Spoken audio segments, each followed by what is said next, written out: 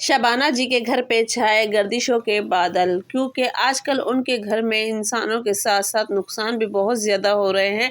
और इतनी परेशानी में जहाँ के मोहत्तर और शबाना जी लेके बहुत ज़्यादा परेशान थी, अपने घर की परेशानियों को लेके, अपने घर के नुकसान को लेके, अपने घर में आने वाली जो गर्दिशों के बादल हैं उनके घर में, उनको लेके बहुत ज़्यादा परेशान थी। तो वहीं जाके उनको लोगों ने इतना मतलब कि तनकीद का निशाना बनाया, इतना तनकीद का निशाना बनाया कि तनकीद क्या थी कि जी सदफबाजी कहाँ है, सदफबाजी कहाँ है।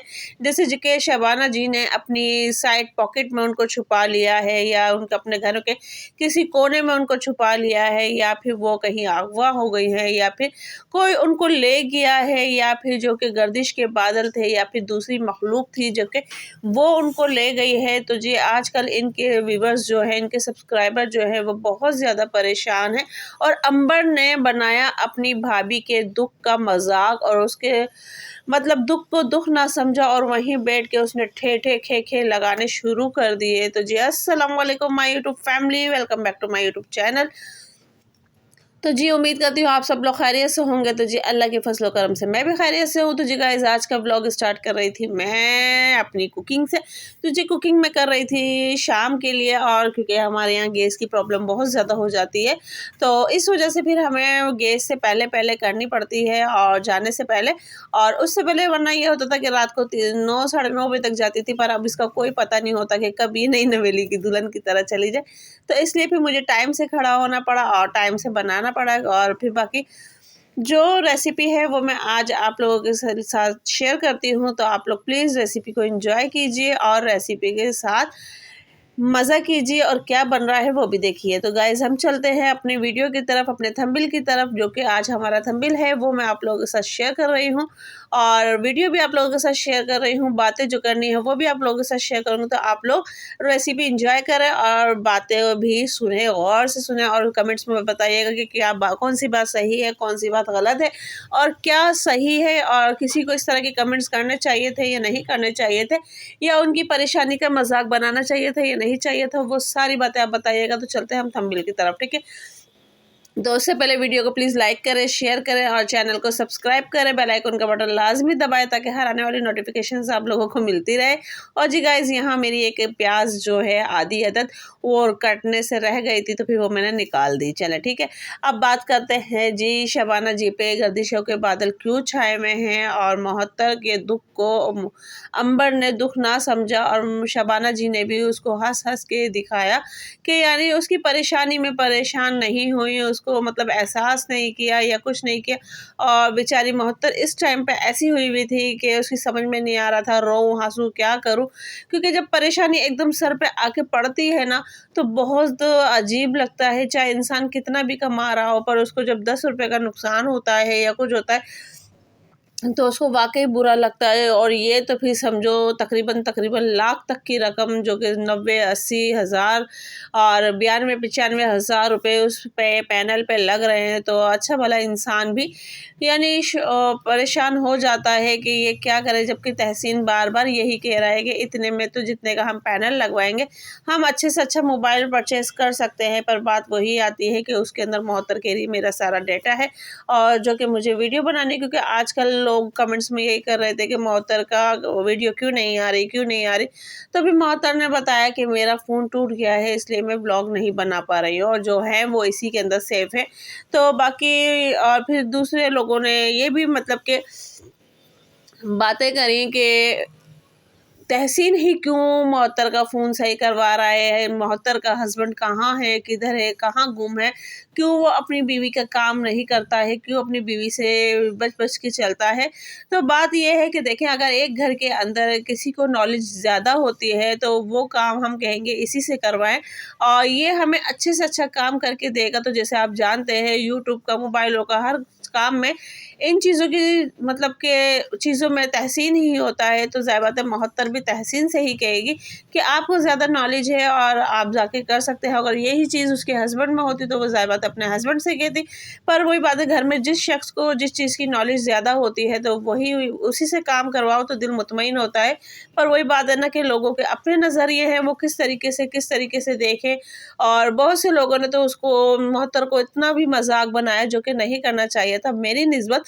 बकौल आप लोग क्या कहते हैं वो आप लोग कमेंट्स में लाज़मी बताइएगा कि मोहतर दाँत निकाल-निकाल के हँस रही थी, ये कर रही थी, वो कर रही थी। तो देखिए जी, वो अल्लाह की बनाई हुई ज़ात है और अल्लाह पाक ने जैसे उसे बनाया है वो उसमें खुश है, तो आप लोग क्यों किसी के चेहरे के फ्यूचर को देख के आप लोग मजाक बनाते हैं या उसको तनकीद का निशाना बनाते हैं। तो मेरी निस्बत ये चीज़ बिल्कुल गलत है। अगर आप लोगों को सही लगती है तो आप लोग कमेंट्स में लाजमी बताइएगा। बाकी और जो उसके बाद वो मोहतर को मतलब कि वो इतनी अपने गम में गमज़दा थी और अपनी परेशानी में परेशान थी, तो वहीं जी शबाना जी और तहसीन उसको मशवरा देते हैं कि आप ऐसा करो, छैया छैया वाला मोबाइल ले लो। तो जी गाइस, अब आप बताएं कि शबाना जी भी व्लॉगिंग करती हैं और क्या वो भी छैया छैया वाले मोबाइल से व्लॉगिंग करती है और क्या उनको इस छैया छैया वाले मोबाइल की आज के दौर में ज़रूरत है?